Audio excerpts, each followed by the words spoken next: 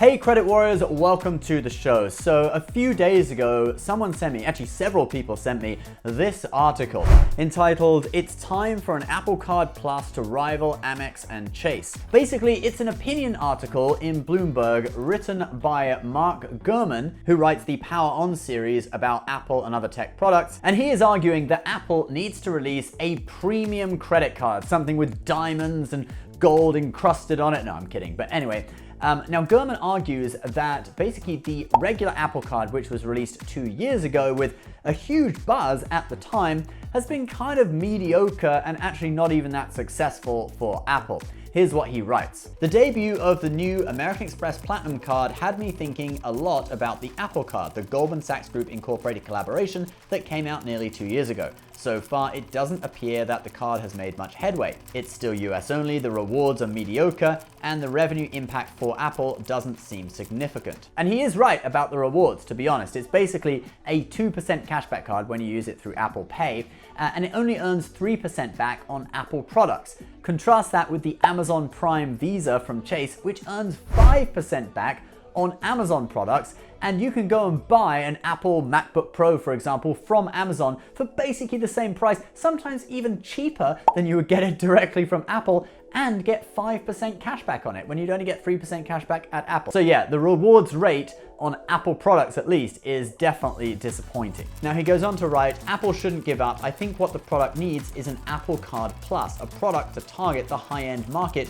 dominated by the Amex Platinum and the Chase Sapphire Reserve.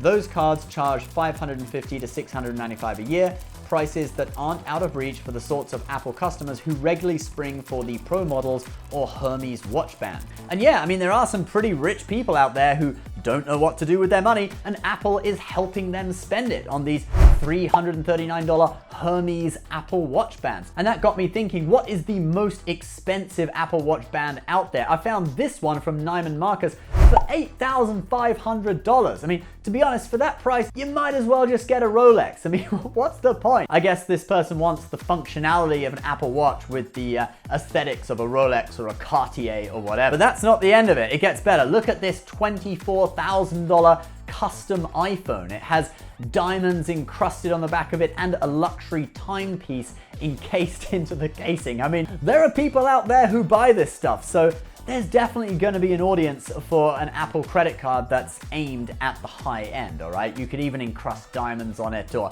make it out of Hermes leather or whatever. So anyway, jokes aside, let's actually go through what Mr. Gurman recommends in his article for the perfect premium Apple credit card. It's actually quite interesting. Here we go. So the first thing he recommends is $10 per month in credits towards Apple services like Apple Music, Apple TV, Apple Arcade, and this would be similar to Amex's digital entertainment credit, up to $120 annual value. Now, it's a great idea, but to be honest, I would make the credit $15 a month, because then that would cover the $14.95 monthly fee for Apple One, which gives you 4 out of Apple's 6 services, okay? So with Apple One, you get Apple TV, Apple Music, Apple Arcade, and 50 gigabytes worth of iCloud storage, all right? So you get a huge amount of stuff, and then you could opt to upgrade if you want all of the other stuff, but those are kind of the core Apple subscription services, all right? So basically, if you get this card and you pay the annual fee, you get the individual plan with Apple One, which is worth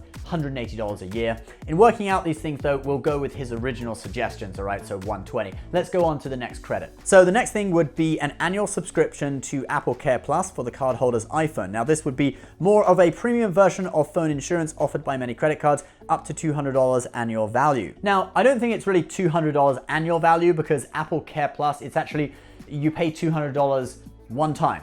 So it's either $200 or $10 a month. And actually the most expensive Apple Care for the most expensive iPhone is $13.50 a month, okay? So working this out, we'll just go with what I think it's worth. That would be $13.50 a month, so that makes up $162 per year. We add that to the other credit, and that gives us $282 in value so far. Next thing, $200 annual statement credits for travel-related purchases, okay? $200 annual value. I don't know, I mean, that's kind of a copycat thing from Chase Sapphire Reserve $300 travel credit, except it's $200 instead of $300.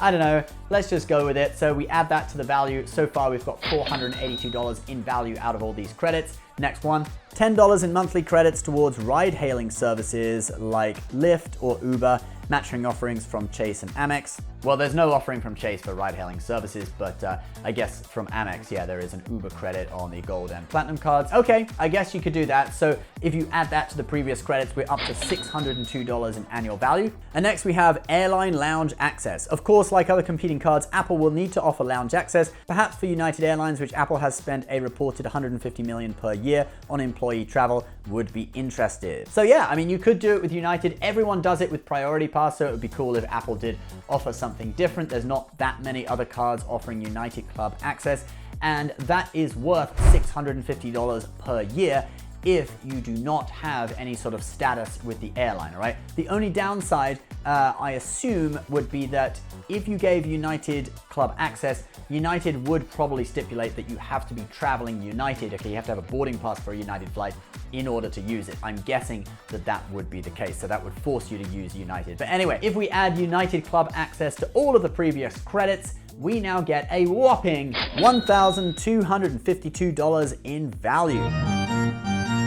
And then the next thing he mentions is an iMessage concierge. Another key component of the Amex Platinum is its concierge system, where customers call in for dinner and travel reservations, among other things. With its large Apple Care network, Apple too could potentially compete on this side of the card, okay? So yeah, an iMessage concierge would be cool, maybe, but personally, I have never ever used the concierge service on the Amex Platinum or any other card, so I can't really comment on that. But anyway, with all these credits giving that pretty huge annual value, I think you could totally justify a $700 annual fee, or probably $695, matching that of the new Amex Platinum card. All right, now let's talk about some of my ideas for this new card, because I've come up with a few things that I would like to add that could make it even better. But before we do that, if you want a place to keep information about all of your credit cards in one place, including your credit card balances, utilization, rewards balances, etc., why not check out Max Rewards? This smartphone app also tells you which cards to use in which spending category and at which stores in your local area to get the maximum rewards in the form of cashback and points. It's fully compatible with all major cards, including the Apple Card, and will even take into account whether a merchant accepts Apple Pay. Basically, it'll show you where you can get 2% cashback with the Apple Card instead of 1%. Also, if you have the gold version, it'll activate Amex offers for you so you never miss a deal. And you can get 1 month free of Max Rewards Gold with my link below, or you can just download the app and check out the free features. All right, now let's talk about some of my ideas for this new ultra premium Apple Card. So first up, I would want to give some Apple Store benefits, okay? So you go into the Apple Store, they crack out the champagne for the premium Apple Card member. No, that's just a joke. But seriously, I mean, you could have access to the Genius Bar without reservations, all right? Right now you need to make a reservation online. Maybe there could be a Genius or two in the Apple Store just ready to serve the premium Apple Card holders, okay? I don't know how possible that would be with manpower and everything, but they could consider some, special things like that. Also special events at Apple stores. Maybe you could get free access to some special training in certain Apple softwares or something like that. Next, I would give 3% back on cell phone and internet purchases with the card, because come on, I mean, everyone who has the Apple Card, they're gonna have an iPhone, so they're obviously gonna be paying a phone bill, and they probably have a Mac computer as well, so they're definitely gonna have the internet. I mean, everyone has the internet anyway, but if they are signed up to Apple, you know that it is pretty much 105% sure that they have the internet, okay? So why not give 3% back on cell phone and internet? It just seems like a appropriate category for this card. Now, number 3, I would also give 3% back on travel and dining, all right? I totally would, because remember, this is a $700 annual fee card, so it's got to compete with the Amex Platinum, with the Chase Sapphire Reserve. Sapphire Reserve gives 3% back on travel and dining. I would go that route. I wouldn't make it as specific as the Amex Platinum, giving 5% on airline tickets booked directly through airlines, because I think that is a little bit too specific for the Apple Card. It's not going to be a 100% dedicated travel card. It's sort of a travel and tech card, all right? That's what we're looking at. Next, I would keep the 2% through Apple Pay, and get this, I would make it stack with the 3% on travel and dining. So here, let me explain what I mean. The 3% on travel and dining would be 2% in addition to the 1% that you already earn, okay? However, if a restaurant has Apple Pay, you're gonna earn 2% on the base spending and that additional 2%, which is gonna make 4%, okay? This is how we stack rewards. So I would make it stack so that if you pay through Apple Pay at a restaurant or on travel purchases, you can get 4% cashback. Number 5, track cashback as points and allow you to redeem for higher value towards Apple purchases. For example, 1.5 cents per point. Okay, so what this would mean is that if you're going to use your Apple Card cashback to buy Apple products in the Apple Store, I would allow you to get 1.5 cents in value where you'd otherwise be getting 1 cent in value, okay? Just like the idea with the Chase travel portal, the Sapphire Reserve points, normally they're worth 1 cent per point in cashback, but through the travel portal, they're 1.5 cents per point when booking travel. I would do the same thing, but with the Apple Card cashback and buying products only in the Apple Store, all right? So for example, if you wanna buy the latest iPhone, let's say one of the, iPhone Pro or whatever, $1,200, let's say, this would be really easy for Apple to do, to be honest, because even though the phone costs $1,200, maybe it only costs them like $500 or $600 to actually manufacture and market and all the costs associated with producing that phone, okay? So let's say you now have $800 worth of cashback, it takes on 1.5 times its value, 1.5 cents per point, so it's now $1,200 in value. You get that iPhone, but actually it only cost Apple, say $600 to produce anyway, so they've still made $200 profit on it, all right? So this is totally doable. Obviously that was just an example, not exact figures, but when Apple's selling its own products using the cashback from the Apple Card, I am absolutely sure that they could offer some really great value here. And the last thing would be to offer 5% back on Apple products and services. Now this would match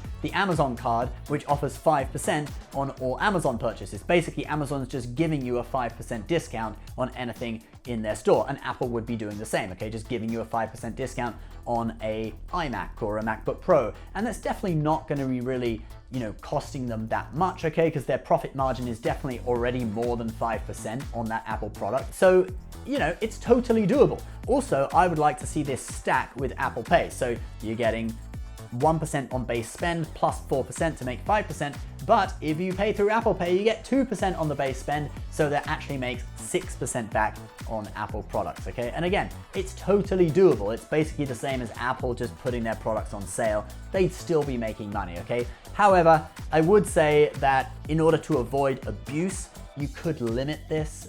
You could say a limit of, $10,000 per year, or, maybe $20,000 per year, all right? Just so that you don't have people, who are actually running a business selling Apple products on Amazon or eBay, for example, and they just buy hundreds of MacBooks and just, totally max it out and make 6% on everything they buy, okay? You can see the sort of scope for abuse and manufactured spend. But done right, $10,000 to $20,000 per year, so it keeps it within the sort of personal spend category. 6% back on Apple products would be awesome. Now, we've already mentioned the annual fee would be around $695. But lastly, the most important thing, what would this card look like? Well, I've come up with some ideas. So the current Apple Card is white, it's made of titanium. So I would just turn that matte black, all right? Everything classy, every, card, it has to be black, all right? So that'd be a new black card on the market, the Apple Black Card. For the phone version, okay, the current version of the Apple Card is sort of rainbow colored. It lights up different colors as you spend in different categories. I would get rid of the rainbows. I would make it black, white, gold, and maybe gray. I would have those kinds of colors for each spending category. Again, it would obviously, the same would happen, it would change. So maybe travel would be black, dining would be gold, Apple products would be white, and perhaps a cell phone could be gray, and it would just, change colors like that. I think those would be a nice set of classy colors to indicate that this is a premium card. All right, guys, please leave your thoughts below. What do you think? Do you think this is a good idea? Hey, if you have time, why not even hit up Tim Cook on Twitter and share this video with him. Tell him that this is what he's got to do, all right? If you want to check out Max Rewards, don't forget you get a month free of Max Rewards Gold with my link below. As always, please subscribe to the channel if you're new, hit the like button for the YouTube algorithm, and we will see you next time. Bye-bye.